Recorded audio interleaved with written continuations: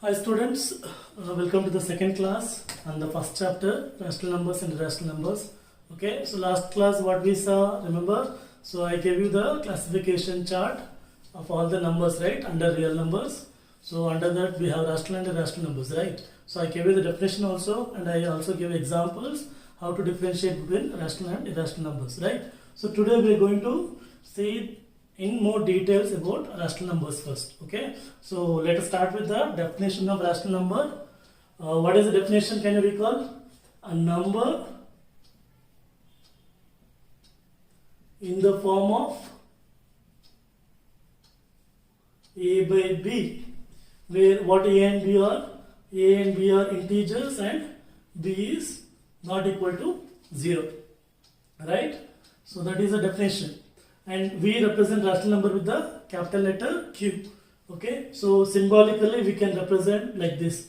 Q is a set of all A by B, where A and B belongs to integers and B is not equal to 0. So this symbolically tells the same thing, the definition. Q is, this is how we read this square bracket, set of all A by B, whichever is in the form of A by B, where A and B must be integers and B is not equal to 0. Okay, so that is the definition. Okay, now let us see some important things about rational numbers.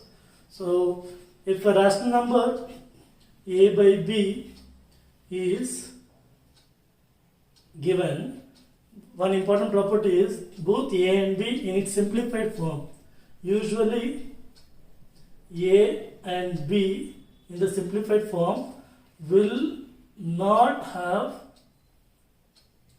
any common factor other than 1. Other than 1. What is the meaning? So for example, if I take a number 35 by 25, so this is in the A by B form, right?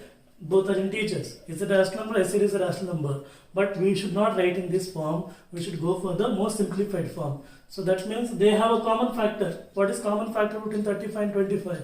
Easily you can see 5, right? So we divide by 5. So when you divide by 5, what is it? 5 sevens are, 5 fives are. So now 7 and 5 do not have any common factor other than 1. So because every number will have a common factor 1. So 7 and 5 is a number which is not having any common factor. That is what this statement says. So usually we should have A and B in such a way that they do not have any common factor other than 1. So if you take a number 5, so I can say there is 1 below that, right? 5 and 1 do not have any common factor, right? Other than 1. Okay, 1 is always there. So we cannot rule out 1. 1 is always there for any number as a common factor. 3 by 8, 14 by 15. Okay, so now the question is, you must be thinking 7 and 5 is a prime number, so it's okay. 5 by 1 is not a prime number, but still no common factor. So 3 is a prime number, that's why it is not having any common factor. But you look at 14 and 15. 14 and 15 both are not prime numbers, they are composite numbers.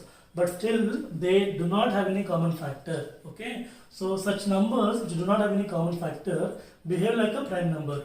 Okay, that is the reason this kind of numbers are named as co-prime number. Co means what? Together. So prime, they behave like a prime number when they are together. So summarizing this statement, when I write A by B form, A and B should be co-prime numbers. Okay, so and B is not equal to 0, obviously it is mentioned everywhere. Okay, that's one important thing to note. Second, if A by B, a rational number, is positive, then both A and B should have same sign. What do you mean by that? Should have same sign, meaning A by B is positive means both A and B can be positive, or both A and B can be negative.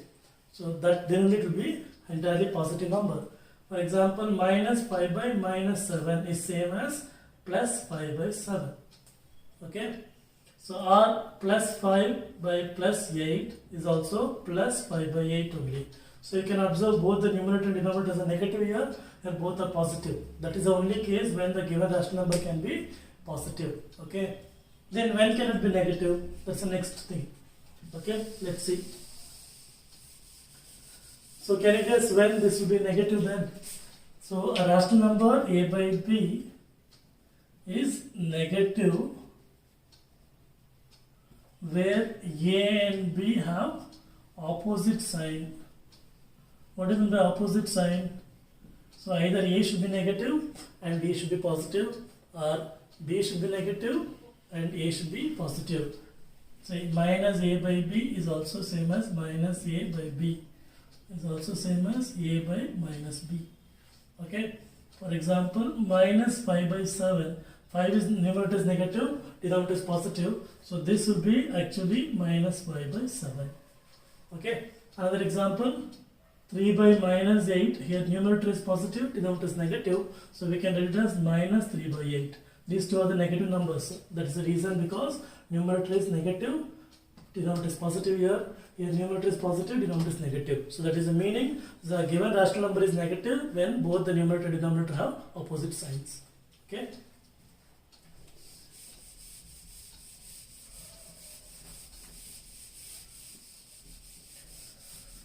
Now what else I have is, when two rational numbers are equal, how to find out?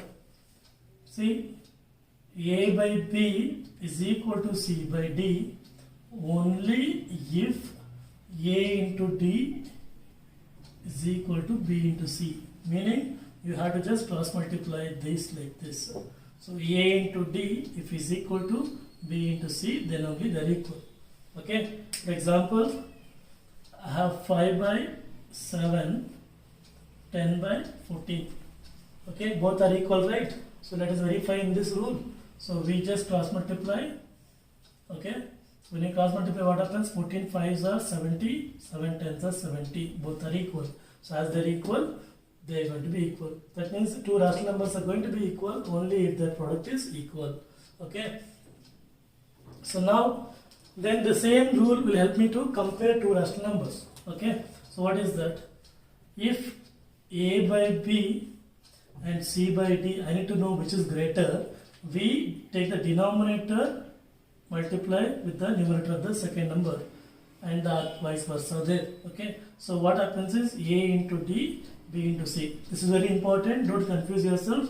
Don't bring the numerator towards this. Okay. Denominator goes to the numerator like this, because the order in which you are writing, it's important now.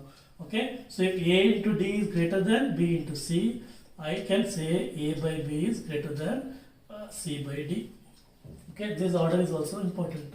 Suppose if a into d is less than b into c, then I can say a by b is less than c by d. Okay, let me give an example.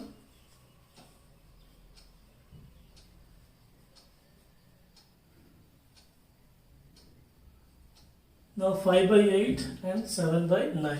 I need to compare these two numbers which is greater, which is lesser. Okay. So there are different approaches, but I am just explaining this method now. While solving one example question, you'll understand another approach. Okay. So what is it? We have to multiply like this. 9 5s are 45, 8 7s are 56. Which is greater? 45 is less than 56. That is the reason I can simply say 5 by 8 is less than 7 by 9. Getting it? So one last important thing to note. After that we can go to the example questions.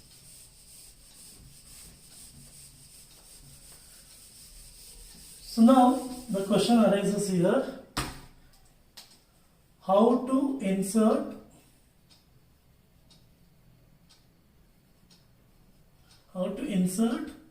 a rational number between two given rational numbers.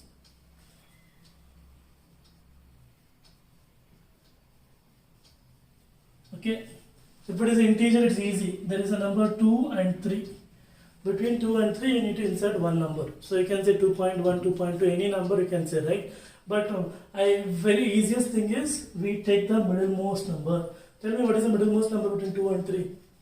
That is 2.5, right? So how will you get 2.5? Is any logic to get that? Just take the average of 2 and 3. 2 plus 3 divided by 2. That is 5 by 2, which is same as 2.5, right? So same approach I'm going to use to insert any number between given two rational numbers. See, let's see what is it.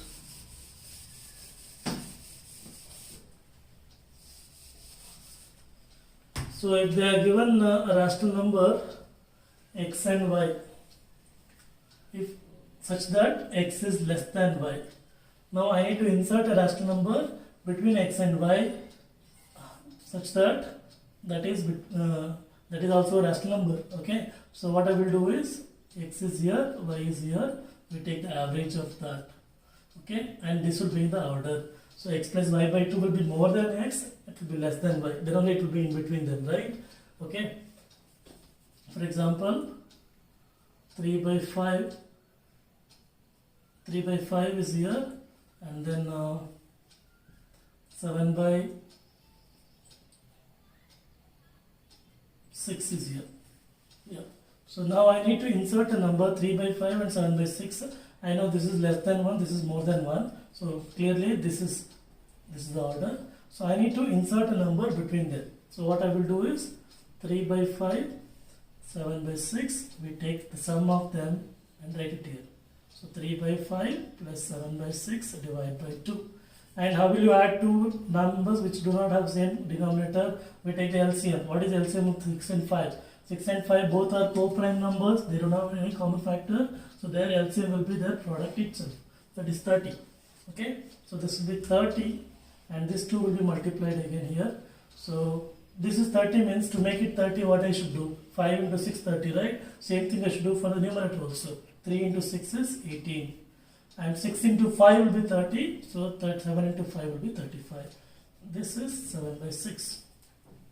So 18 plus 35 is my question now. So how will you add that? So anyway 8 plus 5 is 30, 30 plus 10 is 40, 40 plus 13 is 53 divided by 70 this is. 53 is a prime number, so we cannot solve that further, we keep it as it is. 3 by 5, 53 by 70, 7 by 6. Okay. This is how we insert a number. So that's all about the important concepts before going to the question here. Okay, I have one example question given in your book. We will discuss that now.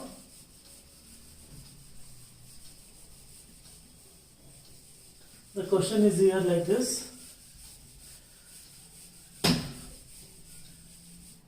Which among 3 by 5, which one among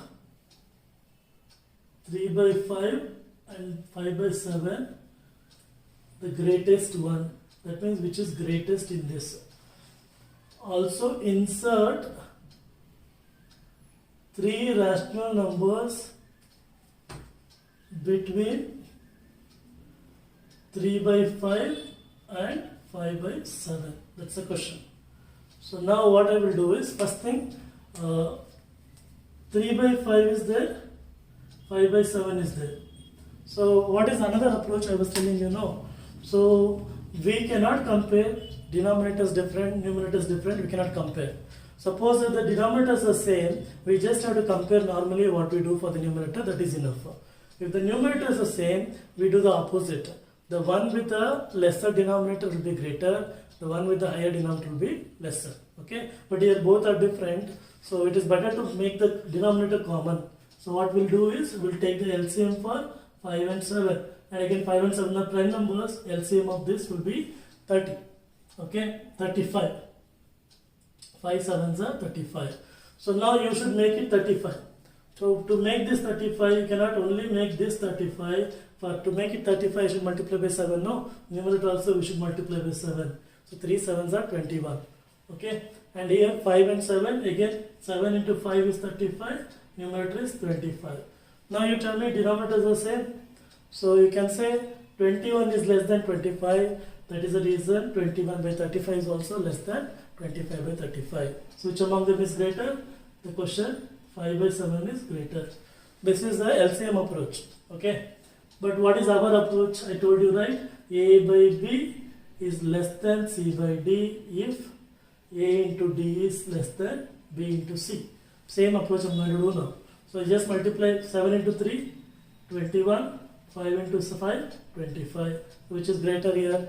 21 is less than 25. So in that order only we should say 3 by 5 is less than 5 by 7. Same result we are getting. Here you can see 21, 25, same 21, 25 you have got here. Okay, denominator is, anyway we are making it common, so we ignore that in this method. This is same as this method with a shortcut. We do it faster, that's it. Instead of taking LCM and all, we directly multiply the denominators to the numerator of the other number. Okay, so anyway, we understood which is greater. The second part of the question is insert 3 rational numbers between 3 by 5 and 5 by 7. So let's see how to do that.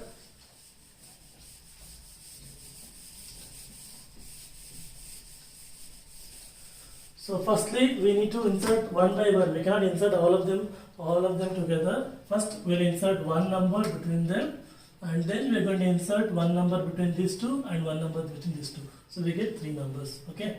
So 3 by 5. How to insert one number first? So I told you x and y, x plus y by 2, right? So we are going to add this 3 by 5 plus 5 by 7 divided by 2. This is how the order will be. Okay, so when you see this, 3 by 5 is here, and LCM will be 7 into 5, 35. 35, this is also in the denominator, so it will become 35 into 2, 70. And what will do to 3? 3 5s are 25, correct? And then 5 7s are, 5 5s are 25, so 3 7s are 21, sorry for that, 21 plus 25. Here 5 by 7. So what is 21 plus 25? 46 by 70. So we end up with 46 by 70. Further you can simplify 46 by 70 as well. Divide by 2. 2 23s are 2 35s are. So what happens is 3 by 5 less than 23 by 35, which is less than 5 by 7. My next question is, we need to insert 2 more numbers. As I told you, one number we inserted, now one in between these two, one in between these two I should write. So what I'll do is, I'll write it here, 3 by 5, and then 23 by 35, 5 by 7. So we insert between them by adding them again and dividing by them. So this will be the order. Right here what will you do? 23 by 35 plus 5 by 7 divided by 2. So when you do again, what is the LCM of 5 and 35? 35 itself, right? So 35 into 2 is 70 again. So this 5, we make it 35 by multiplying by 7. This 23 remains as it is because denominator is already 35. And this 23 by 35 without change. Here again 23 by 35 as it is, whereas that's 35 into 2, 70. This has to remain 35, so 5 plus 5 into 5, 25. This is 5 by 7. So you can just see this. Finally the result is going to be in the right order. This is 44 by 70. This is 23 by 25. And this is 48 by 70. 5 by 7. So now what we do further? Simplify. So if you simplify, this can be divided by 2. So we get 3 by 5 less than 22 by 35, and that is less than 23 by 35. You can see the order, and this is 24 by 35. This is 5 by 7. So this you can do it faster only after understanding the method. Okay. So these are the steps we have to do to get the numbers. So they are the numbers we have inserted between 3 and 5, 3 by 5 as well as 5 by 7. Okay, that is the first example question in your book. In the first chapter, same method they have done. So you can mostly choose this method only instead of going for LCM, because it's not easy to find LCM. You make mistakes most of the time. Okay. Yeah.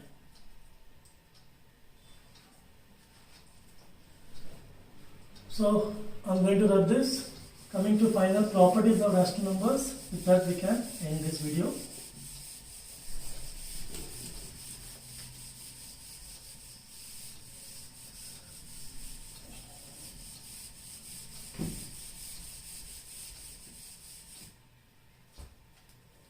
So properties of rational numbers. First property, if x and y are rational numbers, then x plus y is also a rational number. What do you mean by that? Okay, so if you take any two rational numbers and add them, their sum will also be a rational number. If x comma y belongs to Q, x plus y also belongs to Q. And this is called closure law. Rational numbers follows closure law over for addition. Okay. Similarly, x minus y, that is the second property. If x and y are the two rational numbers, difference between the two rational numbers will be again a rational number. So, closure law for what? Subtraction. So, third property can only tell me now. If a and b are the two, x and y are the two rational numbers, then x into y also belongs to Q. If x comma y belongs to Q. So I can say closure law over multiplication. Okay. So also finally, if x comma y belongs to Q, x by y also belongs to Q, where y is not 0. Y should not be 0. Y is a rational number if it is 0, but you cannot divide by 0. That's the reason that exception is there. So I can say rational numbers follow closure law over addition, subtraction, multiplication, and for division only exception for cases where the division is not followed by 0. So in all other cases it's going to be allowed. So all the other rational numbers are going to be again giving you rational numbers only. So this is the closure law. Rational numbers follow closure law for addition, subtraction, multiplication, and non-zero division. Okay. So these are the important properties. We are going to use it in the coming classes as well as in your next grade also will be using them. So these properties are important. Okay.